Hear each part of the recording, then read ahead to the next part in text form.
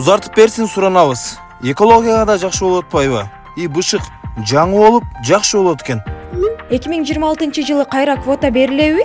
Ошондо 2026-жылы дагы 10 000 уштук берет экен да буюрса.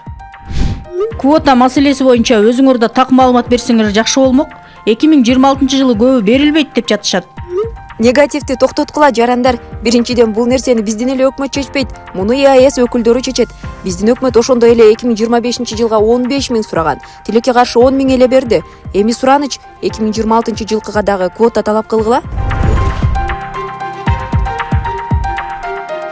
Кыргызстандык жарандардын арасында электр унааларына болгон кызыгуу жыл сайын өсүүдө.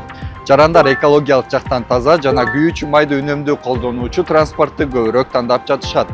Ал эми социалдык медиа баракчаларыбыздагы билдирүүлөрүндө жарандар бир нече жолу бажы төлөмсүз ташылып келген электр унааларына болгон квотаны көбөйтүү маселесин көтөрүштү. Бизде жакшы жаңылык бар. 2025 жылдын 11 декабрында Евразия экономикалык биримдигинин өкмөт башчыларынын деңгээлинде электр унааларына квотаны көбөйтүү чечими кабыл алынды. Мурда квота 10 000 түссө, 2026 жылы кыргызстандыктар 15 000 электр унаасын жеңилдетилген шарттарда ташып келе алышат. Белгилей кетсек, 2026 жылдан баштап тышкы экономикалык ишмердүүлүктүн товардык номенклатурасынын коду 2-ге бөлүнөт. Чечимдер төмөнкүлөргө тиешелүү. Таза электр унааларына жана ыраттуу гибридтерге.